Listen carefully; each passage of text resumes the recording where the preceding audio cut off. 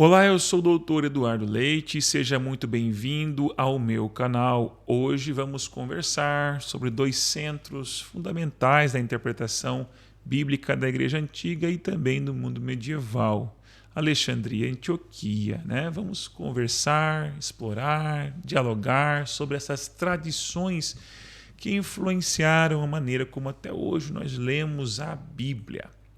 Mas antes de mais nada, eu gostaria que você se sentisse à vontade, mas eu vou te convidar a deixar seus comentários, curtir, compartilhar. Isso nos ajuda a manter este conteúdo em pé e ainda divulgar aos interessados em história da doutrina e da teologia. Tá certo? Vamos lá. Eu gostaria de tentar explicar isso o mais claro possível para evitar muito hermetismo, muitas complicações que já é nos textos. Isso tem uma vastidão de texto, né, e artigos sobre isso, mas às vezes é difícil de explorar. E eu queria falar com você, que é aluno das escolas bíblicas, que é um cristão, de repente um interessado nisso. Alexandria não é apenas uma cidade importante, mas um polo cultural na antiguidade tardia, do século II ao século VIII. Ali nós temos judaísmo helenístico, correntes filosóficas como o neoplatonismo, tradições orientais, movimentos gnósticos, tudo concentrado em Alexandria, condensando-se um caldeirão. Um ambiente intelectualmente exigente também, isso é importante. O cristianismo precisava aprender a dialogar com esse caldeirão para poder se defender e tornar plausível sua fé. Quando falamos, portanto, em escola de Alexandria, não estamos falando de uma instituição, uma escola como você ouve hoje, mas de uma tradição, uma forma de interpretação que surgiu da necessidade de dialogar e capacitar as pessoas a falarem melhor das Escrituras Sagradas. Você vai ouvir sobre Panteno, Clemente de Alexandria, mais tarde Orígenes e etc. São os responsáveis por esse esforço enorme, né? Por exemplo, em Clemente, nós iremos verificar que ele não via nenhum problema na filosofia como inimiga da fé, mas como um auxílio legítimo da teologia. O logos da filosofia, para ele, o logos que os filósofos tanto falavam, encontrava-se revelado em Cristo Jesus. O método que eles utilizavam em Alexandria é o que eu queria frisar com vocês aqui, porque isso impacta na leitura das escrituras naquele período e também no medieval, e é esse que de repente até hoje, né? Os alexandrinos defendiam que as escrituras possuíam múltiplos sentidos. Não era apenas o literal, mas também o moral e o espiritual. Ninguém mais, ninguém menos do que Orígenes de Alexandria tinha uma visão muito sistematizada sobre isso. Orígenes ensinava que o sentido literal é importante, mas raramente esgotava a riqueza de um texto bíblico. Segundo ele, as passagens difíceis das Escrituras Sagradas, aquelas aparentes contradições ou elementos estranhos no texto que não sabiam interpretar nitidamente, escondiam por detrás disso algo muito mais profundo. Isso era muito sério, viu? E aí, para entender esse algo mais profundo, escavando o texto, era necessário ter a orientação do Espírito, era necessário uma âncora na tradição apostólica e também comparação interna com as próprias Escrituras. Veja, então, a leitura que se fazia naquele período. E aí surge, portanto, a ideia de alegorismo, né? Não é uma leitura que não era vista como capricho, mas como um instrumento importante para responder ao desafio filosófico do mundo helenístico e às polêmicas com o gnosticismo que rejeitava o Antigo Testamento. Alexandria oferecia ao cristianismo, de certa forma, uma leitura mais criativa, teologicamente rica, capaz de afirmar a unidade das Escrituras e a centralidade de Cristo, que era o debate daquele momento inicial ali. O grande debate era a cristologia. Bom, quais são os limites e as críticas ao modelo alexandrino? Mais importante dizer algo com honestidade histórica para vocês. E essa abordagem nunca passou sem críticas. a valorização desse sentido espiritual, alegórico, por detrás dos textos ou dos enigmas, tinha um risco e os críticos perceberam isso. Qual o risco? O de afastar o texto de seu contexto histórico imediato, concreto inclusive. É verdade, sim, que alguns mestres temiam que as escrituras se tornassem uma espécie de massa de cera, moldada pela imaginação do intérprete. Inclusive, essa expressão é muito deles, né? Do pessoal de Antioquia, que logo nós iremos já falar. É nesse ponto, portanto, que surge esse outro lado que abordava criticamente esses cristãos de Alexandria. Que cristãos são esses? De Antioquia. Né? Antioquia ficava ali na Síria romana e tinha também uma importância muito grande no mundo cultural urbano. Lá em Atos 11, nós temos ali a expressão de que foi os discípulos chamados pela primeira vez como cristãos, né? Isso já nos dizia muito sobre o peso dessa cidade naquela época do apóstolo Paulo.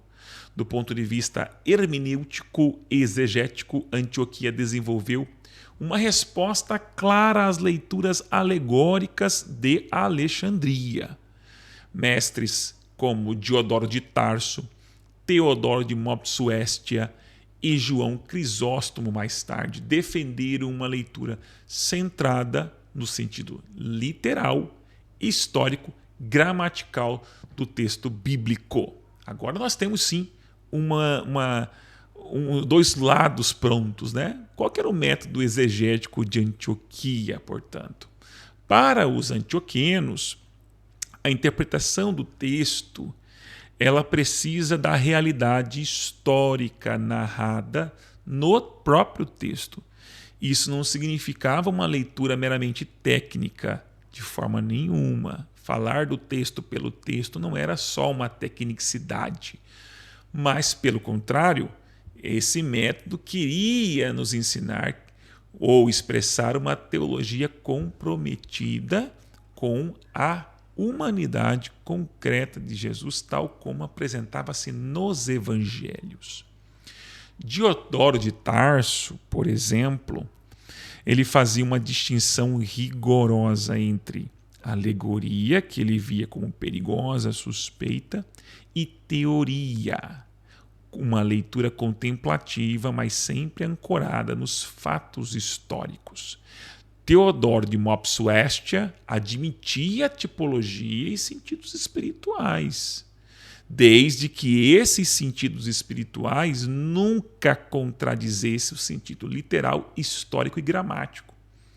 E João Crisóstomo, também um dos pais da igreja mais famosos, conhecidos pelas suas epístolas e suas recomendações pastorais, também suas pregações e homilia, ele dizia que era preciso extrair aplicações práticas do texto bíblico sem romper com o contexto histórico ali relatado. Bom, entre a unidade e as divergências entre Alexandria e Antioquia, nós temos agora um ponto fundamental. Apesar dessas diferenças metodológicas, Alexandria e Antioquia concordavam, e eu acho que isso é muito importante, concordavam que as escrituras eram sagradas, inspiradas e autoritativas. A divergência não estava se a Bíblia era ou não a palavra de Deus, mas em como acessar o seu sentido pleno. Isso é importante dizer porque vivemos em um mundo onde até isso está sendo contestado. Alexandria subordinava a história à busca do sentido espiritual, enquanto Antioquia afirmava que a própria história era um alicerce indispensável para a teologia bíblica. Dessa tensão que a gente está falando, nasce aí algo extremamente importante para todos nós. Quais são as consequências disso? Disso tudo, nós temos a consequência que os debates impactariam profundamente na forma como a doutrina de Cristo, a cristologia, foi confeccionada ou elaborada, e especialmente no que diz respeito, ou que dizia respeito à pessoa de Cristo. Enquanto Antioquia enfatizava a distinção das naturezas, Alexandria carregava para nós a unidade da pessoa de Cristo. Esses temas vão explodir nos concílios cristológicos que vamos tratar depois com vocês. Por aqui basta que vocês saibam que a forma como se lê as Escrituras molda a maneira como se pensa a pessoa de Cristo Jesus. Então nós temos aí dessas duas escolas um legado bastante duradouro, de longuíssima duração, né?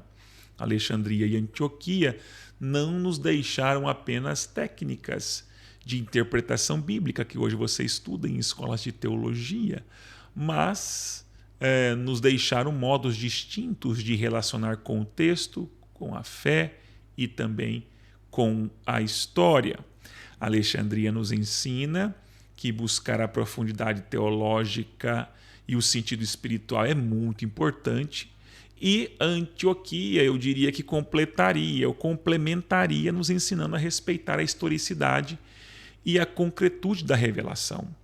Da tensão entre as duas tradições, nasceria a gramática durável da interpretação cristã, na qual a imaginação teológica e a fidelidade histórica caminhariam juntas.